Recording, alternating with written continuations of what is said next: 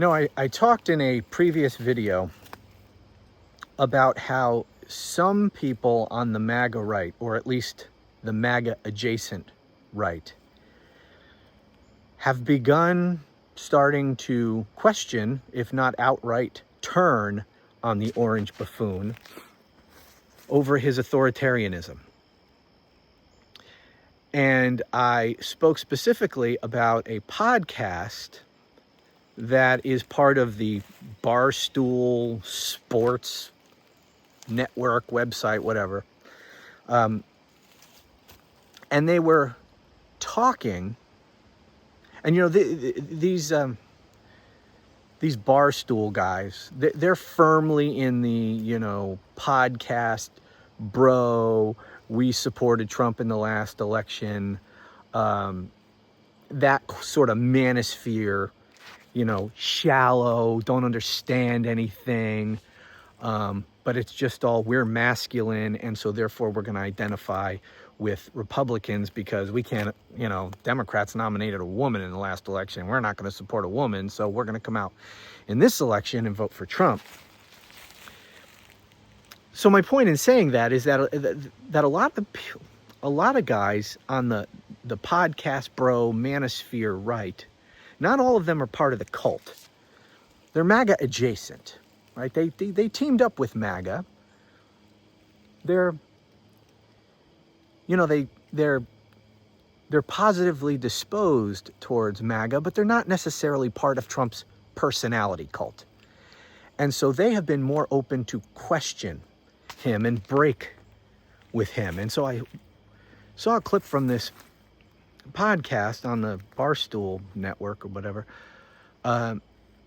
and this guy was calling out Trump and MAGA over canceling or suspending, having Jimmy Kimmel Show suspended. Of course, by the way, have you seen this? There's reports that ABC wants to bring Jimmy Kimmel back. They want to find a way to bring him back, but to tell him to tamp it down. So essentially, we want you back, but please stop making fun of Trump. Or if you're going to make fun of him, just really, really make it not too bad, okay? Go easy on him. Don't make him too mad.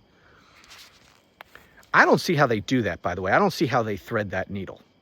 I don't see how they suspend him because that's what Trump wanted them to do, but then bring him back without, you know, really pissing Trump off. So I don't know how they're going to thread that needle, but we'll see. I would love for Jimmy Kimmel to tell ABC to go F themselves and to do something else where he can speak more freely. But anyway, we'll see. Anyway, these podcasters, these podcast bro manosphere guys were going after Trump over this Jimmy Kimmel thing. And the guy said that these right-wingers, these hard right-winger MAGA types are, and pardon my language here, are the biggest pussies on the planet. That they're the real snowflakes. They're the real cowards. They're the real wimps. And see, in the podcast bro world, that's like the worst thing you can be. Because these people don't care about issues. They don't understand this stuff. Okay, that's not why they joined on with Trump and MAGA. They joined on with Trump and MAGA largely because they identified that as being more masculine. I honestly believe that if Democrats, even as fucked up as their nominating process had been, as fucked up as that nomination process had been with Biden dropping out at the last second, that mess, if a man had emerged in whatever way it could have happened, could have gone differently, as the Democratic nominee for president, I think that person would have won. Trump just barely won. I know all the swing states went for him, but we're talking about, you know, tiny, you know, fractions of a percent in most of these places. And so many of these people just were never going to vote for a woman. And I think if it had, I mean, we'll never know, but that's my sense of things.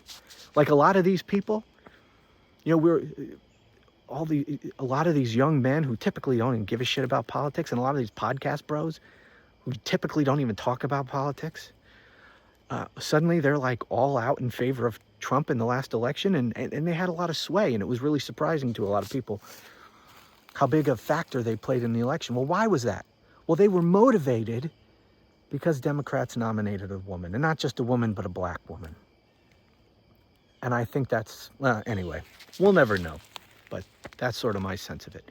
But anyway, these people aren't serious thinkers. They don't give a fuck about policy, generally speaking. And so it's all about being tough and masculine, right? And for some of them now, to see MAGA not being able to tolerate any dissent, I mean, and some of this, with respect to Charlie Kirk, has been insane. Not only do they go after people who criticize Charlie Kirk, but if you don't properly express reverence for Charlie Kirk and say how wonderful he was and all of that, they come after you for that too. And if you don't say what they tell you you should say, then the government gets you canceled, gets your show suspended. People are getting fired. You know, they have a list, they're compiling a list of anybody who, just regular people on social media who've said anything critical of Charlie Kirk, and then they want to try to get those people fired from their jobs. And so these podcast bros were talking, you know, they were really put off by that. And it made them say that these MAGAs, I'm not going to repeat the P word again, but they're the biggest snowflakes on the planet. They're the biggest wimps. They're the biggest cowards. And that's not good. That's not good for the MAGA right. Anyway, to give you an example of Trump, who is, if we're going to talk about snowflakes, he's the biggest snowflake on the planet. I mean, this man wants to shut you down. He wants to throw you in jail if you criticize him. And did you see him? I saw a clip of him saying about Jimmy Kimmel being suspended. Obviously, he loves it. But he says, you know, he would come on every night and hit Trump. Which, of course, in stupid speak, he means to say would criticize him. Of course, everything has to be in the third person with this moron. So Jimmy Kimmel would hit Trump. And he said, you're not allowed to do that. You're not allowed, a comedian on late night TV or anyone else, I guess, is not allowed to criticize the president of the United States. Talk about a friggin' snowflake. The most powerful man in the world can't handle criticism from a late night comic. And then, this was the thing that got me thinking about doing this video, was, do you remember like a week ago or so, week and a half, I don't know, I've kind of lost, have you guys experienced this where I've kind of lost sense of time in the Trump years, especially in the second administration? Something that happened 3 days ago, it feels like it happened a month and a half ago. And so I don't remember exactly when it happened, but remember he went to a restaurant in DC to prove how safe the streets were now because of him. As if that's any sort of proof. I mean, first of all, he went into a neighborhood where all the rich people go, you know, all the politicians go. It's like the safest area you could possibly go to begin with. There's no crime there anyway. But on top of that, you see him getting out of the Beast with all the Secret Service detail around. They've got like 2 blocks shut down all around him. And he went there to prove how safe it was. That if he could walk the sidewalks, I guess, without getting accosted, then that proves that the streets are safe. Like, no one could get near him anyway. So anyways, he goes into the restaurant, and there were some women there who kind of got up in his face. Not right in his face. They were like, you know, maybe a couple tables away. And they stood up, and they had some little chant about Trump is the Hitler of our time. I forget what the chant was. But accusing him of being the Hitler of our time, and he just couldn't take it. Get them out of here, get them out of here. And they were arrested for whatever low-level crime, trespassing or public disturbance or something like that. And Trump was asked what should happen with those people, in his opinion. He said they should go to jail. They should go to jail because they chanted some words at him for about 20 seconds. They should go to jail. Wonder what the podcast bros think of that. I hadn't heard anything about that, what they thought of that. That people should go to jail just for saying some words to him that he didn't like to hear. The biggest snowflake on the planet. Anyway, I say these things, I bring these things up because I want to give you some reason for optimism. As bad as things are, I'm very cautiously optimistic. Not going to get my hopes up, and I'm certainly not going to put blind faith in the American people, but there's certainly an opportunity here, and I think we're seeing evidence of it all around, of a huge backlash against Trump. I did a video a few days ago sincerely asking the question, because I don't know the answer. Will the fact that MAGA is so overblowing this Charlie Kirk stuff, will that create a backlash? And I don't know whether the Charlie Kirk thing particularly will, but I think when you put all of this stuff that's going on in this country together with the fact that the economy is just going straight into the fucking toilet. Saw a Fox News thing. Anyway, I don't want to go on too much longer, but I saw a Fox News poll. 52% of Republicans think that the country is headed in the wrong direction. We are 7 months in.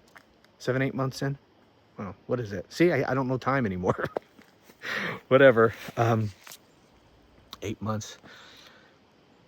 And already 52% of Republicans think the country's headed in the wrong direction. And if you think that's, well, they thought the country was headed in the wrong direction under Biden, so they just still do. No. The same poll showed that just a few months ago, they thought everything was going in the right direction, because their orange God King was president. So now everything's going in the right direction. Well, just a few months later, now they're like, hey, maybe things are going to shit, even with the orange God King as president. Anyway, the point is, there's lots of reason. And in this case, subject of this video, these podcast bros, some people on the right, MAGAs, or at least MAGA adjacent, MAGA friendly people, are starting to turn on him, or at least question all of this. And that's a good sign. Where that goes, how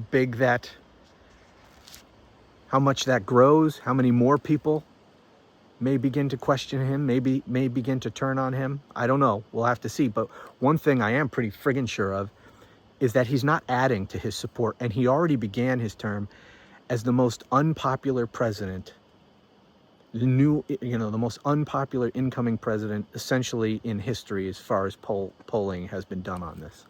So he's already started at the bottom of the barrel, and everything has just been getting worse ever since. And how do you think, do you see any evidence that he's actually gaining support among any groups anywhere? No. Maybe the groups that support him aren't leaving him in droves, although I don't know. Again, I'll show you this real quick from a Fox News. I think it was a Fox News poll, but whatever. I don't know if it was Fox, honestly. But there was a poll of Hispanics in Texas.